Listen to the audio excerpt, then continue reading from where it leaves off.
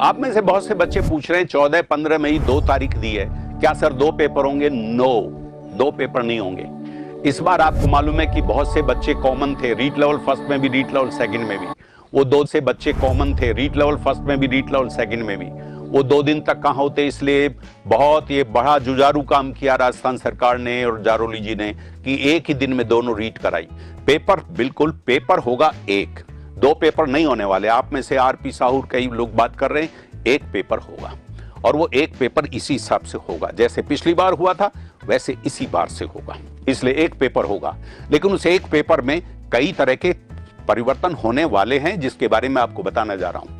मैं 2 प्रश्नों का तो आपको उत्तर देने वाला हूं। पाठ्यक्रम में क्या परिवर्तन होगा? 2 तरह का परिवर्तन होने वाला है। रीट के पाठ्यक्रम में 2 तरह का परिवर्तन होने वाला है, लेकिन वो परिवर्तन होने वाला है उसके बारे में मैं बताऊं उसके पहले मैं खास तौर से मेरे उन बच्चों को जो 2022 में तैयारी करना चाहते हैं, मैं रीट लेवल फर्स्ट के लिए कहना चाहता हूं।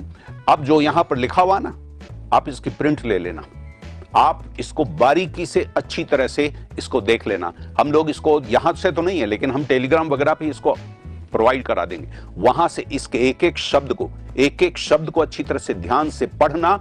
आपकी रीट का जो है, जो भी रिजल्ट है वो आगे बहुत शानदार होने वाला है। नंबर 1 देखिए, मैं बहुत तर्क, लॉजिक और उसके आधार पर बात करता हूं। आप जानते हो, ये सब बच्चों ने कहा विश्लेषणात्मक तरीका और ये सब सारा। हमारे परिष्कार के पाठ्यक्रम एनसीटी की गाइडलाइंस तो होंगी ही, ये मैं आपको पहले कह चुका हूं।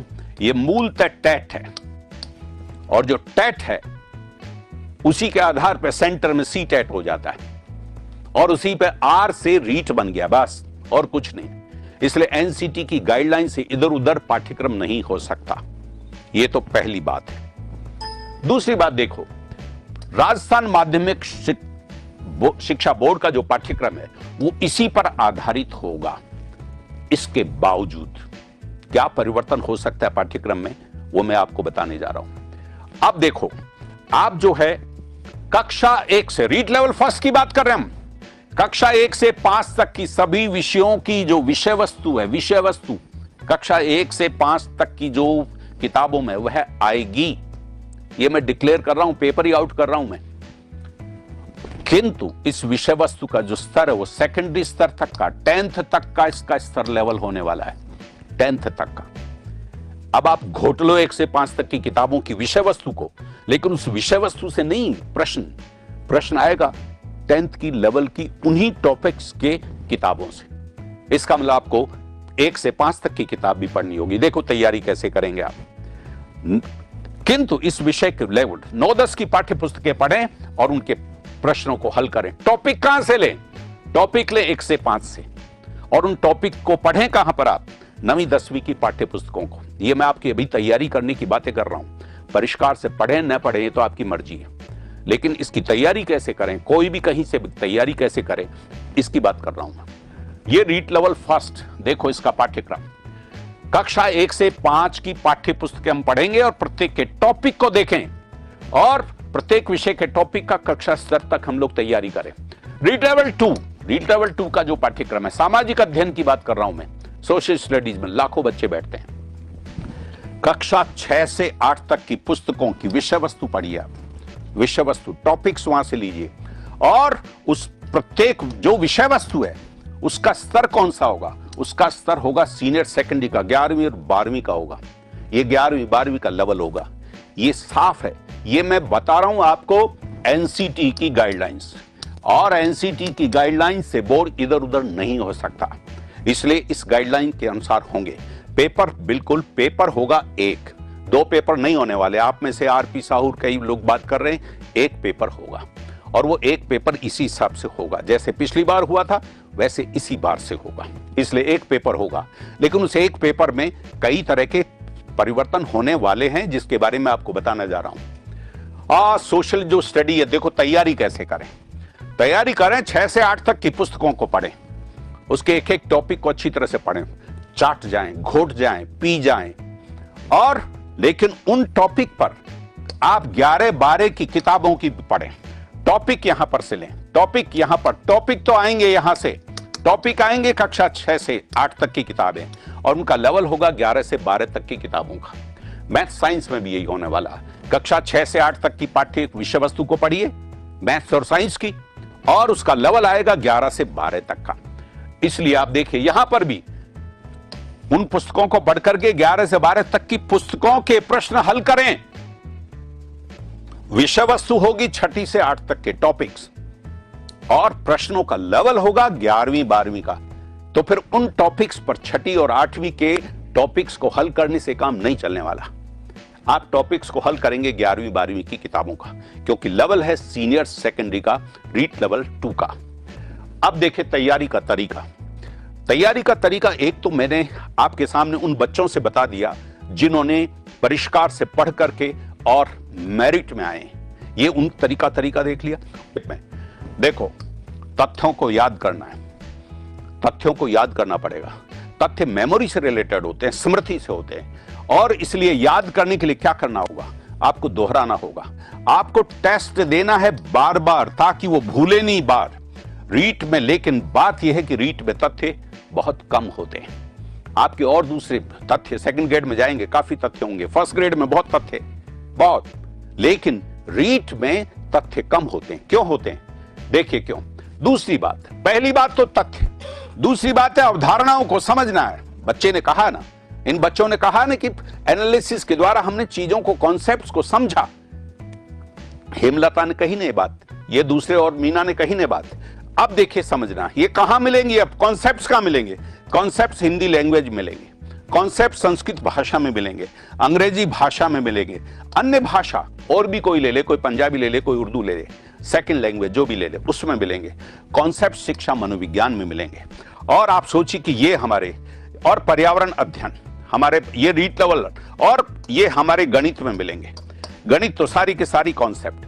तो आप सोचिए कि 30 और 30 60, 60 और 30 90, और 90 और 30 120, ये 120, ये आप समझिए कि ज्यादातर कॉन्सेप्ट्स में, ये कॉन्सेप्ट के, अवधारणाओं के, इसको और इसलिए इनको क्या करना पड़ेगा, इनको समझना पड़ेगा।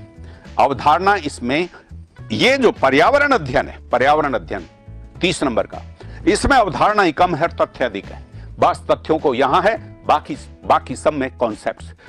लोग ज्यादातर कैसे पढ़ते हैं, रटते हैं उनको। इसी प्रकार से टीचर्स भी रटाते हैं उनको। ये रटाने के काम से बच्चे फेल होते हैं। बच्चे फेल हुए हैं, बर्बाद हुए हैं बच्चे। क्या क्या उम्मीद लगाए थे रीट में, और कितना बड़ा अवसाद, कितना बड़ा डिप्रेशन, कितना बड़ा दुख, कितनी बड़ी निराशा, हतोत्साह उनको मिला है। ये इसी वजह से मिला है कि लोग ढंग से पढ़ना और पढ़ाना नहीं जानते। मैं इसीलिए आज पर फोकस करना चाह रहा हूं कि आप अवधारणाओं को समझने की कोशिश करें, और ये रीट अवधारणाओं पर बेस्ड है। 150 में से 120 अवधारणाओं पर आधारित है।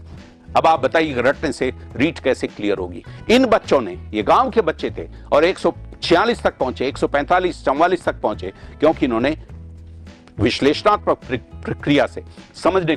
अब तैयारी रीट लेवल 2 सामाजिक अध्ययन का कैसे करें। देखो सामाजिक अध्ययन में भी हिंदी में वही बात है, अवधारणा, संस्कृत में वही बात है। अब संस्कृत अंग्रेजी में से जो भी लोगे आप, तो ये 30 नंबर अवधारणा के, ये 30 नंबर अवधारणा के, और ये शिक्षा मनोविज्ञान 30 नंबर, ये 90 नंबर, ये तो अवधारणा के हैं ही। और ये जो इसमें, ये तो इनमें अवधारणा अधिक है, तथ्य कम है। इनको रटो मत और रटाओ मत। सामाजिक विज्ञान के जो विषय हैं, ये 60 का मसला अलग है, ये 90 का मसला अलग है, और इसके बाद में जो 60 आता है, इस 60 में सामाजिक विज्ञान में वहां पर तथ्य ज्यादा है और अवधारणाएं कम है।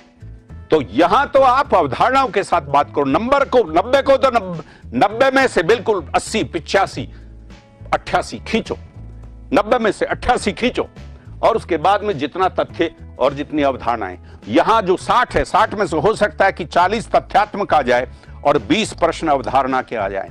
तो ये 90 और 20 110 प्रश्न हो गए। ये तो अवधारणाओं के हैं। विश्लेषणात्मक पद्धति के बगैर आप इस रीट को पास नहीं कर सकते। तो ज्यादा नंबर इसी में आएंगे।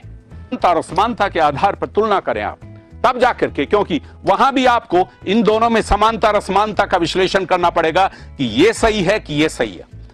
इस टेक्निक को हमें समझने की जरूरत है। और हर छोटे बिंदु का टेस्ट है, हर छोटे बिंदु का उदाहरणात्मक, ये तो जादू है। और इसको आप टेस्ट सीरीज के साथ आप जोड़ेंगे तो आप देखिए जो मंजावट आती है। हर टेस्ट में एक गलती कम हो जाती है, हर टेस्ट में दूसरी एक गलती कम होती है। दामोदर की गलतियां कम होती गई और वो 150 में से 146 पर पहुंच गया। देखो तैयारी का, रीट और गणित का, इसमें भी यही है। हिंदी संस्कृत ये तो 30 तो ये है ही, ये 30 ये 30 और ये 30 60 और ये 30 ये 90 तो ये है ही। अरे बाबा यहां पर गणित तो पूरा अवधारणात्मक है, ये 30 ज्यों का त्यों है अवधारणा, और ये विज्ञान ज्यादातर अवधारणा है। जो विज्ञान और गणित में करना चाहते हैं उनके तो आप समझिए कि 150 में से लगभग 135 अवधारणाओं वाले प्रश्न आएंगे, केवल 15 तथ्यात्मक आएंगे। तो आप सोचिए में थोड़े थोड़े कोई तथ्यात्मक प्रश्न पूछे जाएंगे। इनके तो मजे हैं अगर वो परिष्कार की पद्धति से सीखते हैं, परिष्कार की पद्धति से विश्लेषणात्मक तरीके से सीखते हैं, पढ़ते हैं, तो ये तो बिल्कुल गणित वाले तो मेरिट में बहुत अच्छे आने में कोई बात ही नहीं है। यस, और अब आ रहा हूं मैं इस पर जिसकी आप लोग इंतजार भी खास तौर से कर रहे थे। यस, 2022 का पाठ्यक्रम राजस्थान से संबंधित विषय वस्तु में विस्तार होने वाला है। पिछली बार बहुत जल्दी में रीट हुई और इधर उधर उलझती रही, हालांकि उलझती रही, जल्दी में उस तरह से नहीं था, लेकिन जब हुआ तो प्रेशर में हुआ, फिर थोड़ा, फिर दूसरा कोरोना आ गया, फिर कुछ और आ गया, ऐसे ऐसे करके होता रहा। जितना राजस्थान के पाठ्यक्रम को लेकर के विस्तार होना चाहिए था नहीं हो पाया, पेपर भी ऐसे नहीं बन पाए। अब की बार कोई राजस्थान को लेकर के अलग से दूसरा पेपर नहीं होने वाला, होगा रीट, और रीट के आधार पर ही नौकरी लगने वाली है, इसलिए पेपर 1 होगा। लेकिन पेपर 1 होने में राजस्थान से संबंधित विषय वस्तु में विस्तार होगा, क्योंकि हमारे प्रशासक ये चाहते हैं, हमारे राजनेता भी ये चाहते हैं, हमारे जारोली जी भी जो अध्यक्ष हैं माध्यमिक शिक्षा बोर्ड के, वो भी ये चाहते हैं, सभी यह चाहते हैं, हमारे शिक्षक भी चाहते हैं कि राजस्थान के बच्चों का हित होना चाहिए। ये एक हितैषी भाव सरकार का भी है और ये हमारे माध्यमिक शिक्षा बोर्ड का भी है, और इस दृष्टि से अब राजस्थान से संबंधित विषय वस्तु को कहां बढ़ाया जाए। एक तरफ गाइडलाइन है एनसीटी की, एनसीटी को तो आप छोड़ नहीं सकते, अब राजस्थान को आप कहां बढ़ाएंगे, बस इसी पर चिंतन चल रहा है, और यही होगा और ये होना चाहिए, ये होना चाहिए। अब इसमें कहां कहां गुंजाइश है, तो निश्चित रूप से कहां कहां गुंजाइश है इसको लेकर के काफी काम हो सकता है। दूसरा देखो, हिंदी भाषा में राजस्थानी से संबंधित प्रश्न आ सकते हैं, बिल्कुल राजस्थान से संबंधित पाठ भी हैं, तो राजस्थान के बच्चे उन शब्दों को जानते हैं, लेकिन दूसरे स्टेट के बच्चों को बहुत दिक्कत होगी। राजनीति में, इतिहास में, कला और संस्कृति में, भूगोल में और अर्थव्यवस्था में इसकी विषय वस्तु में वृद्धि हो सकती है, और इस स्तर का राजस्थान के प्रश्न इसमें आएंगे, और ये इसलिए पाठ्यक्रम भी नया जारी होने वाला है। जी हाँ, नया पाठ्यक्रम जारी होगा और होना चाहिए। हम लोग बोर्ड से अनुरोध कर रहे हैं कि यस, नया पाठ्यक्रम जारी कीजिए और हमारे बच्चों के लिए राजस्थान की गुंजाइश उसमें छोड़िए। राजस्थान से संबंधित विषय वस्तु में होगा, ये पहला बदलाव है, और इसके 2 पार्ट हैं। ये हिंदी में भी हो सकता है, संस्कृत में मुश्किल है, गणित में मुश्किल है, इंग्लिश में मुश्किल है, लेकिन हिंदी में तो हो ही सकता है। तो हिंदी भाषा में हो सकता है, इन सब्जेक्ट्स में हो सकता है, जहां जहां भी ये सब्जेक्ट्स हैं।